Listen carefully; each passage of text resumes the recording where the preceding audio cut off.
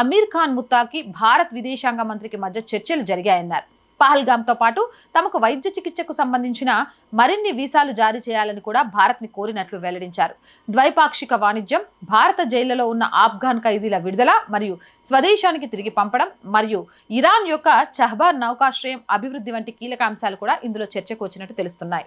ఇప్పుడు దీన్ని బట్టి భారతదేశంలో ఉన్న వాళ్ళంతా తెలుసుకోవాల్సింది ఏంటంటే, భారతదేశం అనేది ముస్లింలకు శత్రువు కాదు. భారతీయులు అనే వాళ్ళు ముస్లింలకు శత్రువులు కాదు. భారతదేశం అమ్మ లాంటిది, అందరినీ స్వాగతిస్తుంది. ఇక్కడ భారతదేశం భారతీయులుగా భావించే వాళ్ళు ఎవరికి శత్రువులు అంటే, ఉగ్రవాదం పేరుతో మతోన్మాదంగా ప్రజల ప్రాణాలను బలికొంటున్న కొందరికి.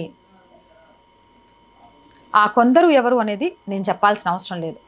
భారతీయ భావజాలం కలిగిన ఏ వ్యక్తినైనా నెత్తన పెట్టుకుంటాం.